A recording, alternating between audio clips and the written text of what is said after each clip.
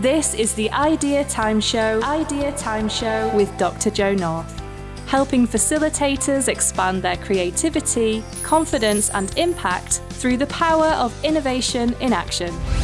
Gain confidence as a facilitator, confidence with the technology, and confidence with your content and event design.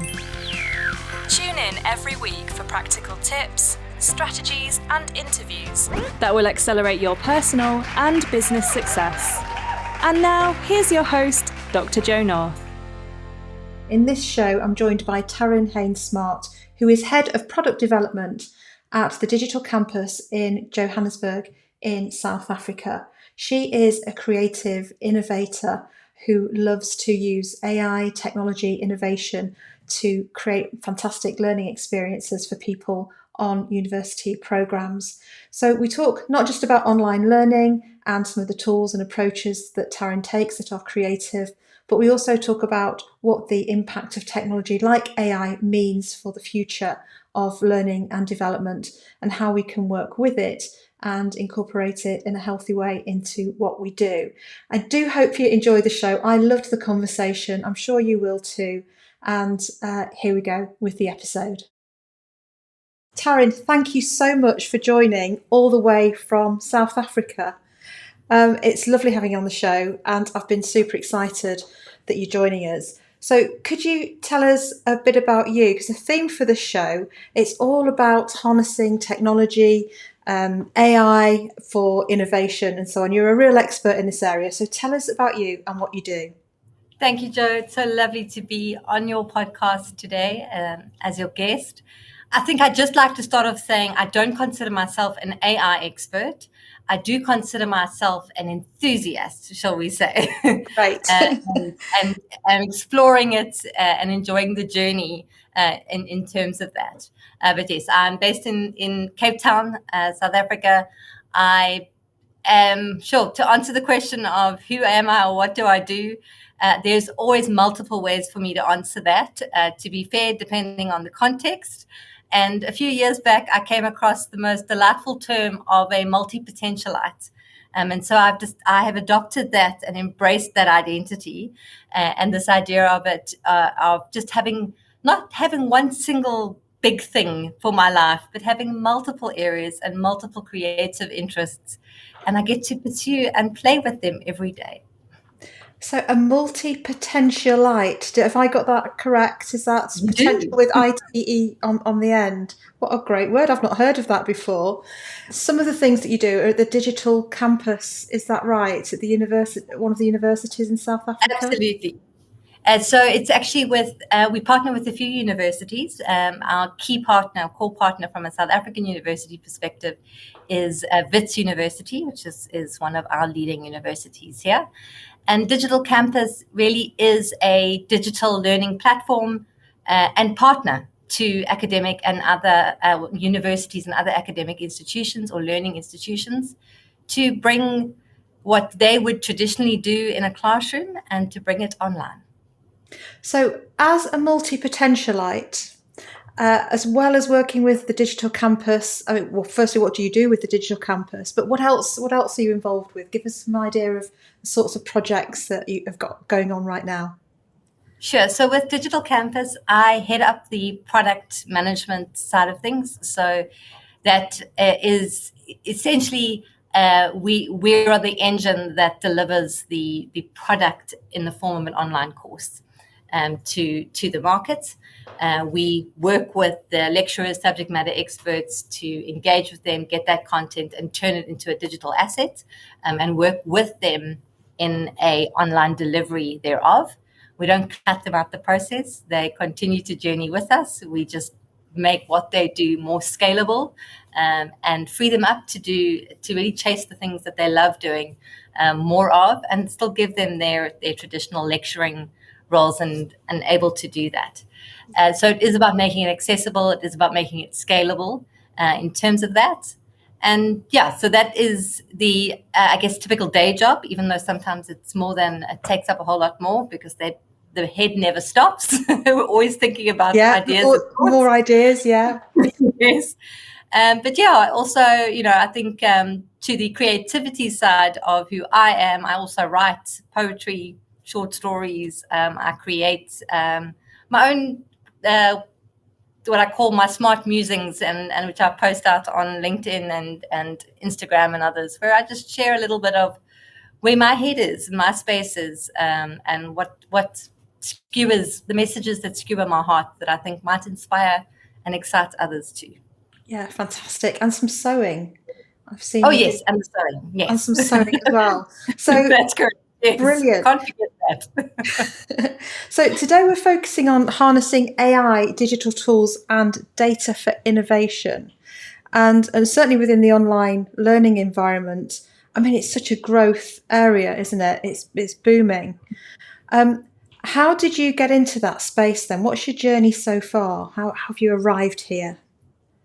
So how I arrived, particularly in the digital or online learning, is I had started out fresh out of university, got my feet wet, and as anyone traditionally would, kind of getting into the workspace and explored a few spaces and environments. I had studied industrial psychology as part of my BCom degree, and so that area of human potential and learning and development and HR kind of fascinated me. And from there and through opportunities and doors that were opened, I'd moved into that kind of field, and had got involved in some tools around profiling and learning in that kind of space. That led me into a private education college, local college, from a South African perspective at the time, where I got to engage with school leavers and find out from them where their passions were and give them a bit of guidance and advice as to the kind of careers that they would pursue. And it grew from there, and naturally as markets and developed, as trends came about, and as the tools developed, and as our customer demanded no longer just a traditional campus-based experience, the environments out in then started to open doors to what was still very new at the time and more probably more typically referenced as e-learning, in the sense. And yes, so from there, in those environments and spaces, I had held a number of roles, from sales to the kind of career to the facilitation to the management of various functions, project management, key account management, that kind of thing. And yeah, about I think it's about 13 years ago, I joined the LRMG, which is the group head of Digital Campus today, where I am. And it was something that they were really playing a lot in the space, partnering with global e-learning providers such as Skillsoft and those kinds of players. Also with the platforms, the learning management systems coming through, and it went from there. So 4 years ago, I joined the Digital Campus team specifically and stepped into it, took the opportunity to fill a gap from a product perspective, and that's where I've been running and playing and enjoying myself for the last 3-4 years, is absolutely in the product space for Digital Campus. That's fantastic. What a great story. I started off in a similar way, actually. Awesome. I did well. I got maybe a little bit later, but I studied modern languages at university, and then wanted to prove that I could add up. So I went to study to be an accountant. And when I was doing my accountancy studies, I learnt a lot about leadership, management. Some of the psychology elements of it as part of that professional development. And then my next move was into HR. Wow. And L&D and so on. Now, I came out of that to go into more sort of commercial, not that HR is not commercial, but directly commercial in terms of sales, business development, growth, those sorts of things, product. But I think it's, like you've got that innovation background and experience, and you put it together with the people focus. And the skills focus, and like that's where the magic happens, isn't it, in terms of moving things forward? I believe so. Yeah. And so when people, and I hope that if you're listening or watching this podcast, you will go over and have a look at Taryn's LinkedIn profile. But when you look at it, what you'll see is that you say you are harnessing AI, digital tools and data for innovation. So firstly, I think it's intriguing. It's a great headline on your LinkedIn profile. So tell us what you mean by innovation, first of all. What does that mean to you? So innovation, to me, I define it is a process of refinement and betterment. It's something that is an incremental journey. It's not about the huge Big Bang scenario of things always. It can be, absolutely. But it's about that, looking for the new and different, and just constantly asking ourselves the question, is there a better way to do this? And it's something that I can't necessarily pinpoint and say there's a specific moment in my life or a specific lecture or anything like that made me think, aha, that's the route to go. I think it's just always been something within, in the sense that, there's always got it. Even sometimes when I probably don't have to be looking for a better way of doing things, I find myself thinking, I'm sure I can do this better. Yeah, it's that sort of mindset, isn't it? And of constantly wanting to, strive, progress, do better, do fresh, do different, and so on. That's fantastic. So you said there wasn't a particular moment, but which the same for me. Once I sort of got into learning more about innovation from a study, academic, business point of view, I found that, that made sense of all those things I've been doing all these years. So I did my MBA, but I did it quite late, and then the PhD even later, obviously, and finished that in my late 40s. But then it was sort of made sense that all this sort of intuitive activity and behaviour was you put some context around it and some understanding. Yeah. That makes sense. It's lovely when you can find those hooks and anchors, that sort of come in and think, okay, now I know where to put this. And I know what to do with it, and how to and how to work with it as well. Because I think, I don't know what your experience is like, but sometimes innovators, especially when we've got lots of different interests, can be the slightly outsiders in organisations. Especially in a corporate or a traditional world. So I find it's really, really helpful to just think about that. So from an innovation point of view, then, you're clearly innovating in this space. How are you using AI, digital tools? How are you innovating in the space that you're in? So I think for me, the innovating in the space we're in has to be taken with as a blended, in a blended approach, and a balancing approach, because we are in an academic space. So with the tools and things that are out there, there absolutely is lots of shiny, fantastic new objects that we can play with. But I've also always got to keep in mind the academic foundation, and ensure that whatever we're producing still meets an academic criteria or foundation and base. So that is an important qualifier in my world. So I'm not always able to play quite as wildly as I would like to sometimes, but it's also, in that sense, how we would use it is to also slowly shift. It's that turn the temperature up little bit by little bit, as we go and push ourselves next time round, out the box. I think if I look at when I stepped in, certainly from a product, the product development custodian space and role, it was there had really been evidence of good innovation coming through with the tools that are out there today in terms of authoring platforms, also the LMSs, learning management systems and those sorts of things. It's easy to get comfortable though, and think, okay, so now we've got a tool, it works for us, we know this recipe, and that's what we're going to use and follow. So one of the things that I really like to do with the team, I think sometimes they want to chase me away, is it'll come across and I'll say, well, can we maybe do that differently this time?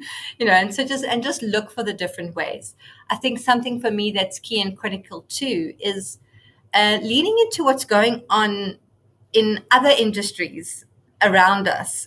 Think of the trends in the sense of, particularly in the entertainment space. We look at social media, so all of the stats are out there, attention spans dwindling, videos, all of those sorts of things.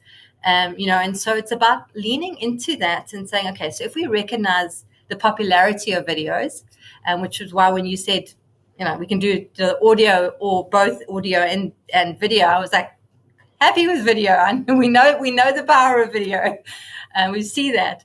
But it's also about saying, how do we bring those things then into the learning products that we're producing? It's not just about creating a feature film. It's not about creating that at all, but it's also about learning the lessons and using what's out there to create something at the end of the day that will meet the objectives, but also delight the learner.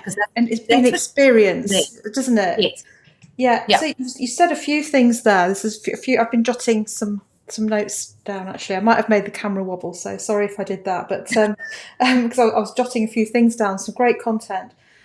Firstly, just to explore the theme of constraints, and I think it's really important that we do, because that will resonate with so many people, and it's true in many cases. I was sort of thinking, unless you are Richard Branson or an Elon Musk, or you're looking at space exploration and all of those things, but even then there are constraints. Absolutely. There's constraint through regulation, there's constraint through standards, there's constraint. So, but constraints help us be more creative, don't they? And can help us think differently. So just because you can't do everything you would love to do in one go, for people who are watching and listening, it doesn't mean to say that we don't innovate. We innovate within the space that we're in. And in previous episodes, I've talked to people from the nuclear industry or from different financial services sectors and so on, and they're highly regulated, and rightly so, in different ways. So that's really interesting. And I suppose within that, it's about bringing some of the maybe academics and some more traditional, not that all academics are, right, but within that group there might be some more traditional thinkers, and there'll be those that are, bring it on. Where do we, how do we start? Yes, we certainly have that mix, and we see that mix with those with our subject matter experts. For some of them this is not the way we've done it. It's not, and so there's part of that journey to say, well, we had to walk with you. There's others that are absolutely, say, cool. What, whether it be a tool to, record their screens in the way they're presenting and bringing those things to life. There's the number of things out there in our space today, and we're seeing with the development of a lot of more of the authoring tools and the video generation tools and things like that. There's a lot you can do at a far more cost-effective price point today than what we could. I mean, when we first started building courses and the lecturer, sort of the introductory piece by the lecturer was full-on studio, heavy makeup, green screens. One of the lecturers took great pleasure in it, because it was done before I was in the space, telling me about how long it took her to take the makeup off her face that they had plastered onto her for the filming and the lights and what have you. And your podcasts are a great example of that. We don't have to be in the same country, in the same room, to be able to film something that's effective and gets the point across. Yeah, definitely. And I think also we've become more comfortable. Video has become a must. I think it was becoming a must pre-COVID because of just social media. And there were still those that were a bit sort of video as I say, not keen on doing video, happy to watch it, but not keen on being on it. Yeah. And then, of course, through lockdown, we've all spent so much time on Teams or Zoom or a Google Meet platform of choice that we've sort of got a bit used to it. And I think that's helped enormously as well, hasn't it? Yes.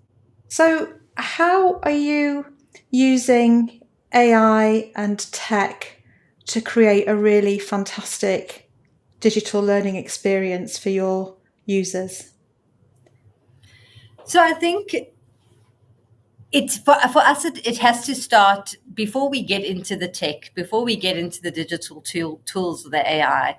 It's got to start with the right foundation in it. So, and that is a sound instructional design recipe and foundation for defining the framework, the learning outcomes, and then writing storyboards into that. Yeah. So we follow that clear process. We identify what those things are up front.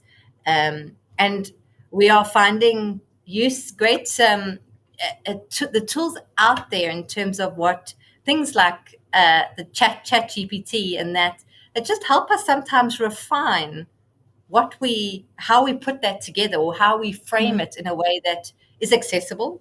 Has been in certainly in what that landed November last year, and this we started playing with it in the last few months quite extensively as a team to really see how can we use it to do a better job with what we do, not replacing what we do and not trusting it completely, but just to help us refine as a creative tool. Absolutely. That's as a springboard. Yes. Yeah, and we'll talk. I want to dive into all that in a while. So you're using that from a creativity perspective, and are you using tools like design thinking or other creative, facilitation workshops, techniques to get these storyboards created? How are you going about doing that? Yes, so in terms of the connection and engagement with the lecturers, so that's a space that is, I think my focus on my next innovation realistically within the team. So we've tried various approaches to, especially the frameworking process, to get what's in a lecturer's head onto the piece of paper as our North Star. And so it is absolutely sometimes about being very creative around how best to do that and engage with that. And so I'm excited about where we can really use some of the creative facilitation to do an even better job, to speed that up. I think one of innovation's greatest opportunities is in time efficiency. I think, and particularly what in our space, because it's not necessarily the lecturers and that we work with, it's not their sole focus. They're not an online lecturer. That's, or they're not building content for online exclusively. It's something that's part of a broader portfolio. And so if it's not a priority, it can often get pushed to the side. Yeah. And so we have to think about how we can support them, how we can use tech. Because while I'm in Cape Town, I have lecturers all over the country. So I can't necessarily pitch up on their doorstep and say, I've got you for an hour, spill your thoughts on a page. So it is about absolutely using the tech that's out there, the tools that are out there to do that, to capture that. And then also the tools and technology that sits there from a design perspective itself, from the creation of the e-learning modules. And so because that's, we get the storyboards and we certainly use the good old Microsoft Office to support that journey and through the process. But then as we convert that, as we then digitize that, there's a lot of tools out there that support our journey for that. Yeah, it's so much better. I can remember it was back around the year 2000. I actually created a business plan for an online business with courses, but the tech was so behind and cost prohibitive. You'd have to sort of literally do a heap of coding from scratch, and even then it would be clunky. But now there are just so many options available, aren't there? And you don't need any heavy coding skills. No, and things like that. It's plug and play. You can plug. So I know that there'll be people in the audience who have either got their own online programs or who are interested in creating their own program in the future. So what tools are you using and for different things? What would some of your preferred tools be? So we, in terms of the production of the actual e-learning content or piece, we were using another HTML5 proprietary built solution, but that introduced some of the coding issues. If we needed to pair something, it was a big mission, developer, etc. So quite a few years back, we shifted across to Articulate Rise when that landed. I think the functionality within that, and it's not it can be pricey, particularly from a South African rand based perspective. With exchange rates, we're always a little bit feel the pain of that. But in terms of the tool for what we're able to produce with it, how quickly we can produce something with it, and certainly we've seen how they've also improved their processes at an Articulate level, where you can start to embed some of your other assets, like from Storyline and things, to make things a little bit more immersive, to make things a little bit more engaging from that side. So our content is primarily built in Rise. We then use other things to support that in terms of when we build animations. And there's a number of tools out there today that, depending on exactly what we're wanting to build, my design team takes care of that for me. So they'll use tools like Beyond, or there's another, and I forget the name of it offhand in terms of it, but just to create what we ultimately want to push out that will be as effective as possible. We started to play a little bit with some of the AI video generating tools. And just have a play. We haven't published any of them into a live course scenarios yet, but like DID videos and that creator studio, that we're starting to see some interesting things coming out of there. With one organisation, I'm experimenting. I can never say it correctly, so and I'll put the link in the notes underneath the podcast. Is synesthesia, and I know I'm saying that incorrectly. Where you can actually just upload a script, choose a presenter, choose a style, choose an accent. Is it formal? Is it friendly? All of those things. Put your own logos, backgrounds, slides in, the whole lot.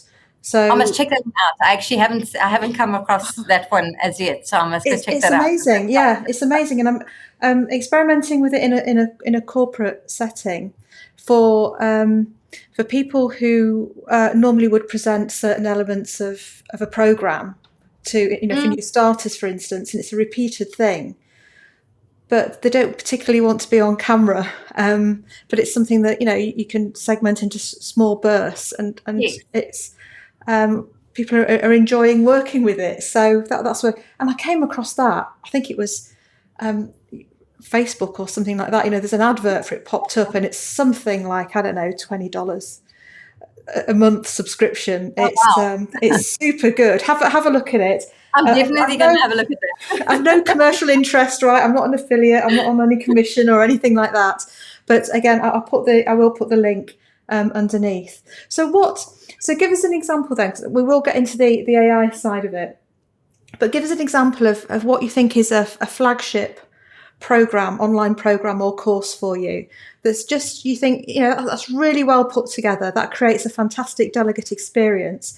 Tell us about the program and what it is, and then what makes it so amazing, so we can all learn from what you're doing. You're talking in our space. Yes, so one of yours that you're working, a real one that you've got going on, a real case study. I think there's one that we're building at the moment. So while it will probably be a little bit cryptic around it. Okay, so this is hot off the press, everyone. Yeah. Released. But what I think for me is really exciting is, and it's not one that it's not necessarily one that we are partnering from a university perspective. So it's not looking at a topic. It is looking at the topic of leadership, but it's looking at it through a very creative and very different lens. So we're working with a really amazing team that is very passionate about leadership, but also about African wildlife. And so they have brought their experience as master trackers into a leadership journey, and it's something that they present, and they run as full-on facilitated programs today already. So they already know that, in terms of a learning journey and the structure of it, that it works and it's powerful and it's messaging. But we're working with them to digitize that at the moment. And so we're looking and exploring at how we bring that into, and they've done some stuff already in their space around creating a virtual adventure. And there is a product in the market today around that has this virtual adventure, and that you can sign in and connect to this virtual adventure and go through this virtual walk through the Kruger National Park with these trackers, and track the rhino. And they take you on a journey where you also engage with it, and you're asked to go on a mission with them and complete this. And so when we saw that as tools, and we saw the opportunity to connect some of the real leadership business acumen into an exciting online experience.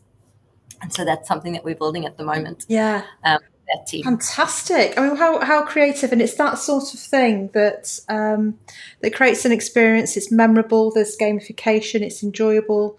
We know that people learn more when they're, relaxed and enjoying themselves as well. So that sounds fascinating. So yes, please do share that link. Definitely. And look forward to hearing more about that program that you've got in development. Our version of it. when it's ready. Right. So how are you using AI then? So AI, I think, in the terms of the use of that, I'd mentioned we're starting to explore a little bit with how we can use it to create some of the video assets for us, particularly to a point you had made earlier too, about, even though we're far more used to the video setting and scenario, not everybody is still comfortable putting themselves onto the screen in that sense and space. So there are some tools we've been playing with in terms of some of the voiceover narrations, as well as the video elements and aspects, to bring those to life on that side, and looking at ways that we can introduce those pieces. And then, of course, also experimenting with ChatGPT through its journey. For me, I think it's particularly something like, and I know that, and particularly in the academic space, there's a lot of concern around some tools like ChatGPT, because it's not the only one that is out there today in that sense. But I think what for me is important, rather than staying away from it, because my sense is it's not going to go away.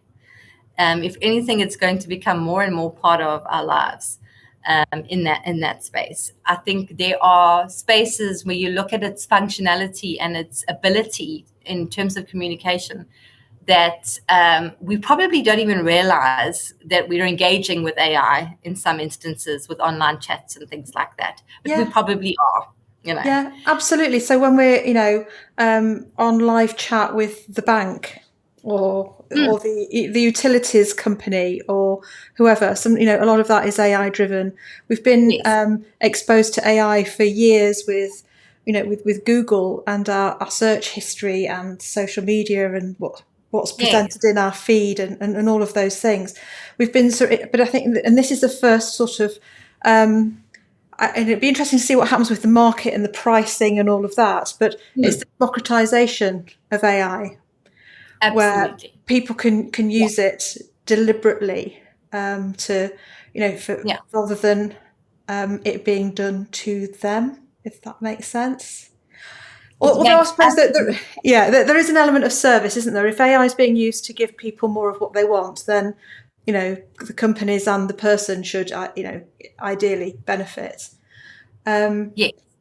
But I think it comes with a responsibility in how you use It does. and that's Yeah. certainly how we've applied it, and how we apply it when we use it. It is with absolute coming in with that responsibility to use it correctly, to use it ethically, and to use it with the sense that to fact check it. We know we know it can be creative. It's been taught to be creative, and I've played with a few things where I've pushed some information in on content or topics I know about, and so that's also important in the sense of also how you can partner with your subject matter experts in the journey to make sure. And it really is about using it for efficiency, using it for to do what we do better. Yeah. And so instead of, as an example, sitting down to write something, and get it perfect, that you think this is ready to go. It's got all the marketing and all it can take 4, 5, 6 hours, depending on where your headspace is when you sit down to do it. With tools like ChatGPT, you can think about what you're wanting to say, prompt it correctly, get back something that can then trigger, and that can cut that down. You need to tweak it. Nobody should be taking anything straight out of ChatGPT, and in my view, without checking, without tweaking. So I think in the last I don't know 72 hours or so, I've used it to get a short biography for someone who said, I need to write my biography, and it's actually a really good thing to do. So if you're listening in the audience and you haven't tried this with ChatGPT, just ask it to write a biog of yourself and see what comes up. It's really interesting.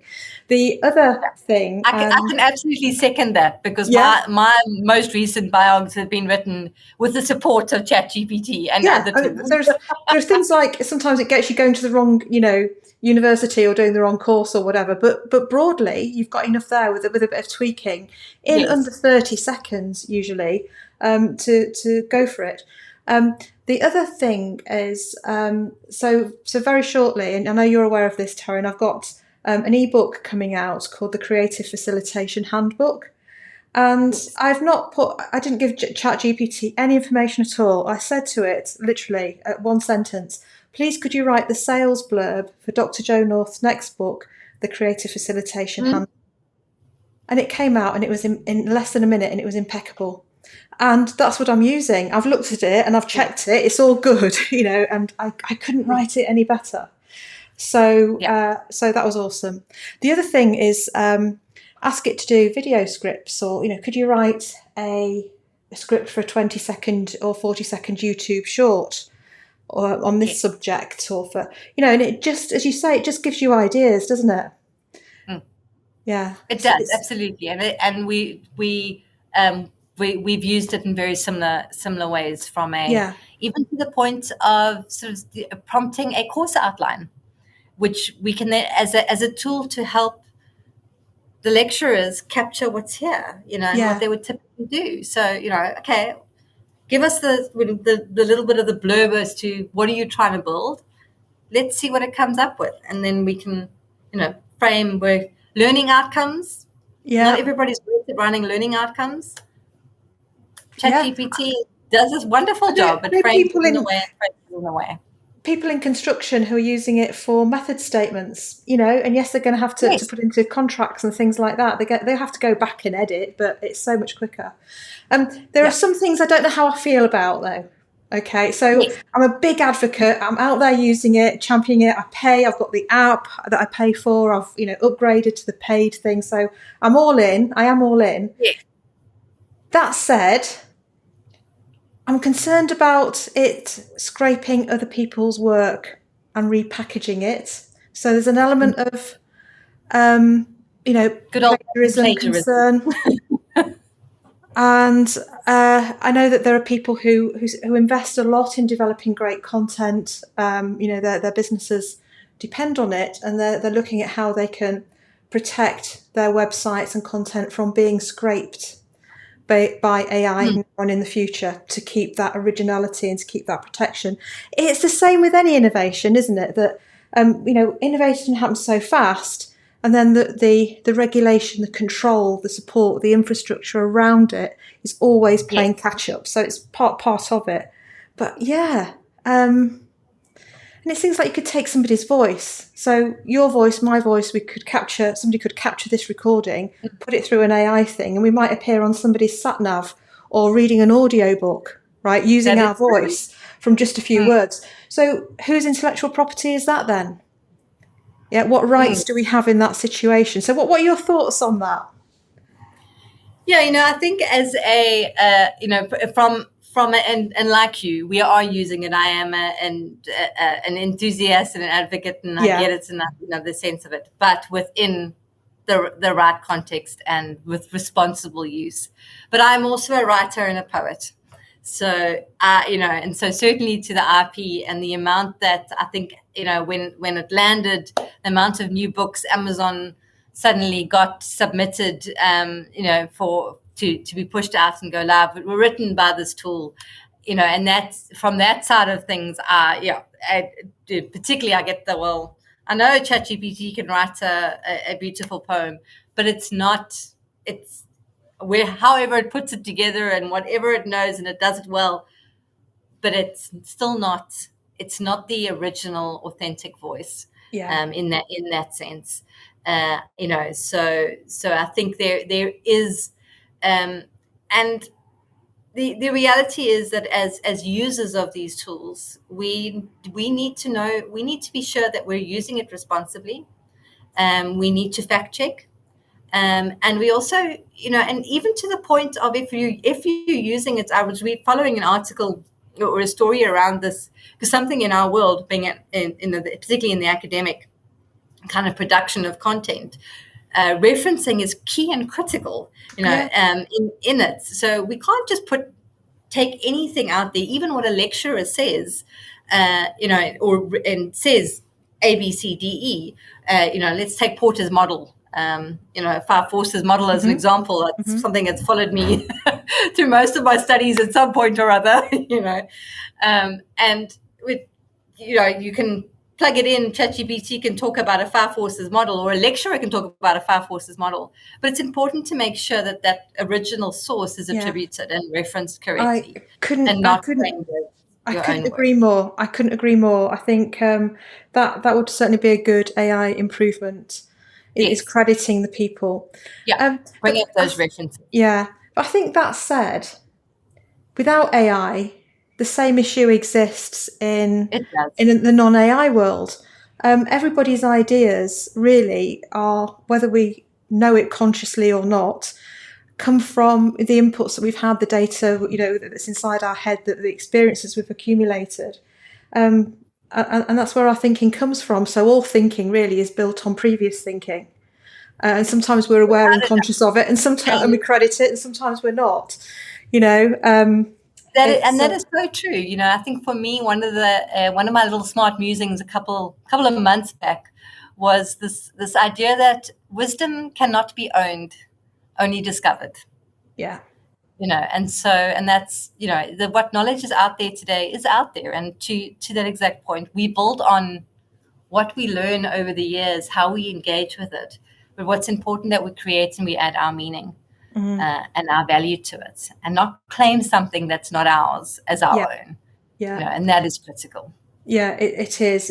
And I think the opportunity for courses, authors, creators, poets, artists. I know some people are experimenting with AI generated art, music. The whole spectrum is massive in terms of the potential. And it's here. It's not coming. It's here. It is here. But then that creates space for original humanness. Original people, real people doing real things. And a space for for the human voice and emotion and the human creativity, because AI can only go on what's been, can't it? Yes. And that is important to remember, is that exactly that AI is pulling from what is out there, and I guess a little epiphany I had that I think I'd shared with you before we started as well was, in with the recent responses to some of the, shut it down, stop, let's wait, let's pause, let's get the boundaries in place with it. And for me, it was this little light bulb moment that the cynical side of me, I guess, said, well, if you're going to call something artificial, then what did you expect? Yeah. By the pure definition of what is artificial. And so I actually, as I was even driving to the office this morning, because we can still do that, I thought, sure, it's actually not artificial intelligence, because it is intelligence. It does exist. It's not fake. It's not, yes, sometimes it gets creative and makes things up, but largely it pulls from an existing source of intelligence, which comes from humans, comes from bodies of knowledge that have existed and do exist. So it's not artificial. It is technology accelerated intelligence. Yeah. And that is the difference. Yeah, technology accelerated intelligence. I think we need to copyright that. That's copyright, everybody, to Taryn Haynes-Smart, just in case a future, I don't know, ChatGPT version 7 or something goes back in time and picks this up. It must be attributed, please, to Taryn Haynes-Smart. Yeah, it's fantastic. Technology accelerated intelligence. So based on all of that then, what is the future, do you think? What's going to happen next with all of this stuff if you were to get your forecasting hat on? Sure. I think, look, I think the element for me, there are two aspects to this, and side of the ways we can look at this is, the one is it is here to stay. It's not going to go away. Doesn't matter who's calling to put a halt on it. It will continue to be worked on in the background. Hopefully for the good. Hopefully for the view that that it has its place, and it can work for positive outcome and for positive benefits. And hopefully that will outweigh there is that in every aspect. One of the downsides of humanity is there is always a dark side.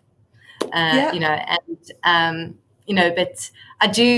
I guess I am still an eternal optimist, and I do believe I still hold hope that good will outweigh and will win over evil at the end of the day. Yeah, I think that's the thing. We've been here now, we've experienced it. We can't unexperience and unlearn. We can't. So I think the way forward is forward. Yeah. In going forward, what is going to be important is driving education around it. How do you use this thing?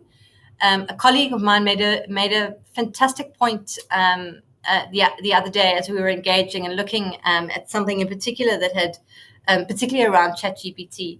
And her words to me were, what she said, where she feels the most anxiety for users of these tools is those in our younger generation, which I thought at first was, well, that's a bit odd because, our digital savvy, digital natives, why would that be a difficult space for them?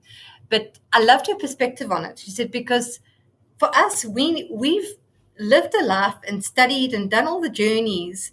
So we know how to look at what's coming back at us with a broader lens to be able to evaluate, does this sound right? Do I trust it? Do I check it? So the youth today don't necessarily know that. They don't necessarily have those same so critical senses, thinking. Because that's what they know. And so that is where that education is going to be so important. We cannot hand over full responsibility to tools like this. We've got to make sure that as the humans, we remain invested and conscious of what's happening. And intentional. Intentional, I think. And I think it'll be a really interesting journey for the education sector really Yes, broadly from preschool all the way through to higher, absolutely. further education. And I Because, think particularly in the higher education space, what yeah, is important is, is knowing that it's there, knowing that students are using it to write thesis, their research papers, to put together responses. And so I know that there's a very strong call to change assessment practice. So build your assessment practice to allow for it, to enable it, with to say, use guidelines. it by all Yeah, means, yeah, but make sure that when you set an assessment, you're not just setting it to be a copy paste out of ChatGPT, but you're setting it an assessment to say, by all means, utilize ChatGPT, but make sure you still apply this when you respond to yeah. that assignment or that And research paper. do it transparently. Be Yes, transparent. And I think it's yes, a similar journey, isn't it, to an extent that universities and colleges have had to go through, and secondary school to an extent, just with the internet in general and plagiarism and those sorts of things. So I'm sure we'll find solutions along the way. We're quite an enterprising species in many respects on some of these challenges. So absolutely. And I mean, just to pick up on that, if you look at something that, just the way assessments have been run traditionally, I think when e-learning or online learning or digital learning first landed in academic environments, one of the biggest areas of anxiety was, well, how do I know that Taryn is really Taryn writing the exam on the other side of a yeah, computer? The advances in technology and the online proctoring and all of that kind of software means that, with the right tools, the right platforms, the right software in place, I'm being invigilated by a webcam while I'm writing my exam. And that's certainly how are doing it in our space. yeah. It doesn't make sense to say you can learn online, but now you have to come write an exam in an exam The hall. Doesn't whole the whole the whole proposition. experience has got to be online. Yeah. Wow, fascinating. I'm sure we could talk for hours about this, but we're coming up to time now, and it's been a really interesting and thought provoking conversation. I've learned a lot, so thank you very much. I'm sure that there are people listening who would love to reach out and connect and see more about what you're doing. So how can people find you, Taryn? Where's the best place for you to hang out? I'll put all of this in the notes below, but if you just let us know as well, that'd be Yes, great. so it either email, so they're welcome to reach out to me on email. It's Taryn H1R and Taryn at Digital Campus at it's .co.za, so they can reach out to me on that. Otherwise, LinkedIn is probably the easiest place. You can and just say you'll share that, but look for TH-Smart on LinkedIn, and I do believe I am fortunate in that my combination of name and surname does make me the only one in the world, which is not always always the case. But yes, so you shouldn't have too many other Taryn Haynes-Smart combinations out there. If you just Google or go into LinkedIn and search Taryn Haynes-Smart, you should come across me. Fantastic, thank you. Well, I'll put all of those as well as the link to the digital campus and so on into the notes, and people can find you there. So thank you so much for joining, and we look forward to hearing more about the leadership program with the wildlife and all of that. So I'll keep everybody posted on that. Yes, I will certainly keep you up to date on what that journey looks like. Thank you. And as we get some, we are going to be pushing out a bit of a course teaser pretty soon. And so I'll send that link on as well, and you're more than welcome to share that with the audience there. I will. For those that are interested. I will. Thank you, Taryn. Thank you very much indeed. I'll see you soon. Thank you for tuning in to the Idea Time Show, brought to you by Dr. Jo North. Don't forget to subscribe to our channel and access more completely free resources at bigbangpartnership.co.uk/resources. We'll see you next time.